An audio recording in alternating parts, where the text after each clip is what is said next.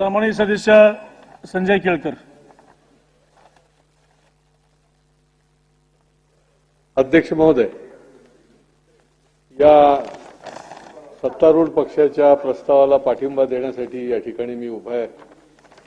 अध्यक्ष महोदय, केंद्र सरकार व महायुतीचं सरकार म्हणजे 2014 पासून आणि त्यानंतर फडणवीस, शिंदे आणि पवार सरकारने त्यांचं खरं म्हणजे अभिनंदन करायला पाहिजे. अशा प्रकारचं निरनिराळ्या भागामध्ये मुंबईसह निरनिराळ्या MMRDA भागामध्ये देखील त्यांनी ज्या पद्धतीने सर्वांगीण विकासाच्या करता काम केलं त्याबद्दल मी पहिल्यांदा त्यांचं अभिनंदन करतो. अध्यक्ष महोदय, निधीची आणि विकासाची आवश्यकता लक्षात घेऊन महापालिकांमध्ये निधी नसतो, परंतु महापालिका वाढत्या लोकसंख्येमुळे निरनिराळ्या सुविधांचा अभाव राहतो आणि त्यामुळे केंद्र सरकारने ज्या पद्धतीने स्मार्ट सिटीच्या अंतर्गत मोठ्या प्रमाणामध्ये निधी दिला, विशेष करून ठाणे असेल किंवा MMR रिजन असेल, जवळजवळ या भागामध्ये 1,75,000 कोटी रुपयाचा निधी विविध कामांकरता दिलेला असल्यामुळे याचा एक सर्वांगीण विकासाचा टप्पा आज आपल्याला बघायला मिळतोय. अध्यक्ष महोदय, मग ठाणे बोरिवली भुयारी रस्ते असो, निरनिराळ्या भागातले कॉन्क्रिटीकरण असतो रस्त्यांचं, विमानतळाचं काम असो, कोपरी पूल असो, रेल्वे स्थानकांना निधीचा पुरवठा असो, निरनिराळ्या ड्रेनेजच्या संबंधामधले असो, एका दृष्टीने 2014ला माननीय देवेंद्र फडणवीस ज्या वेळेला मुख्यमंत्री झाले त्यानंतर जी ही विकासाची योजना जी आहे ती मुंबई आणि MMR रिजनमध्ये सुरू झाली. खऱ्या अर्थाने या सगळ्या भागाचे आधीची अनेक सरकारं आली, काँग्रेसची सरकारं आली, परंतु या सगळ्या भागाचं जर भाग्यविधाते म्हणायचं असेल तर महायुती सरकारला म्हणता येईल. अध्यक्ष महोदय, याच्यामध्ये कोळीवाडे गावठाण यांच्या संबंधामध्ये देखील म्हटलंय, काही गोष्टी करण्याची देखील गरज आहे, ते देखील मी या ठिकाणी नमूद करेन. कोळीवाडे आणि गावठाणाचं सीमांकन करण्याचं 3 वर्षापूर्वी जाहीर झालेलं आहे, परंतु प्रत्यक्ष आमच्या ठाण्यामध्ये प्रत्यक्ष सीमांकनच्या एक बैठकीनंतर पुढे काही सरकलेलंच नाही.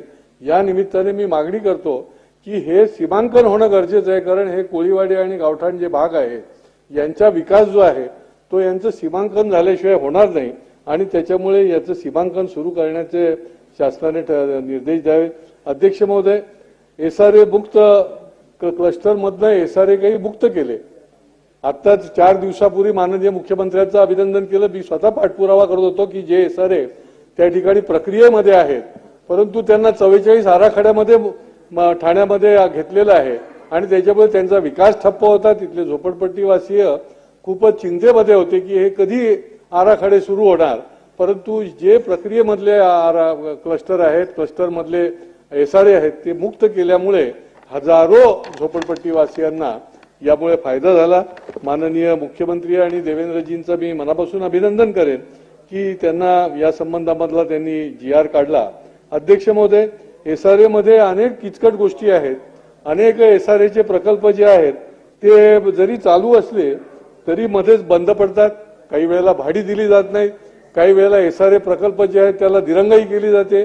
सेलचा भाग जो आहे तो सेलचा भाग आधी सुरू होतो, झोपडपट्टीवासियांसाठी जो प्रकल्प आहे तो होत नाही. अशा अनेक गोष्टीमुळे जो प्रकल्प 2 वर्षामध्ये पूर्ण व्हायला पाहिजे तो 10-10 वर्ष होत नाही. अध्यक्ष महोदय, आणि त्याच्यामुळे झोपडपट्टीवासीय जे आहेत ते 10-10 वर्ष घरकुलापासून वंचित राहतात. माझी या संबंधामध्ये मागणी आहे की या SRA प्रकल्पाला काही ना काहीतरी ठोस अशा प्रकारचा कालमर्यादा दिली गेली पाहिजे आणि त्या माध्यमातून हे SRAचे अधिकारी जे आहेत त्यांनी देखील बिल्डर धारदेणे किंवा विकासकाच्या बाजूने काम न करता झोपडपट्टी धारकाच्या बाजूने काम करायला पाहिजे.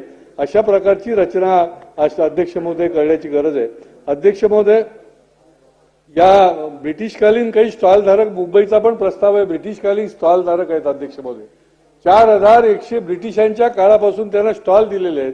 त्यांच्या सुविधा, त्यांचे निरनिराळे कर भरण्याच्या संबंधातल्या काही अडचणी, अनेक अडचणी आहेत. मी मध्यंतरी महापालिकेमध्ये मुंबईच्या मीटिंग देखील घेतली त्यांच्या शिष्टमंडळाला घेऊन, तर त्या देखील अडचणी ज्या आहेत ते दूर करावे, कारण हे खऱ्या अर्थाने मूळ त्या ठिकाणचे स्टॉलधारक आहेत. अध्यक्ष महोदय, मुद्रांक शुल्क अभययोजना जी आहे ती मार्चपर्यंत त्यांनी मुदत जरी वाढवली असली तरी माझी विनंती आहे, अनेक लोकांपर्यंत याची माहिती पोहोचलेली आहे. अध्यक्ष महोदय, आणि त्याच्यामुळे त्याच्या संबंधितली ही जूनपर्यंत मुद्रांक शुल्क अभय योजना वाढवावी अशा प्रकारची देखील मी मागणी करतो. अध्यक्ष महोदय, एनए टॅक्सच्या संबंधामध्ये काल देखील चर्चा झाली.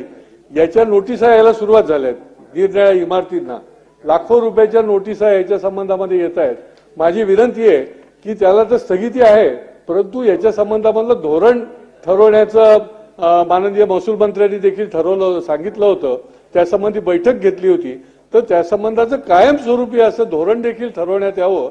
म्हणजे या नोटिसा ज्या आहेत लाखो रुपयाच्या, त्या अध्यक्ष महोदय पूर्ण होती. अध्यक्ष महोदय, मेट्रोच्या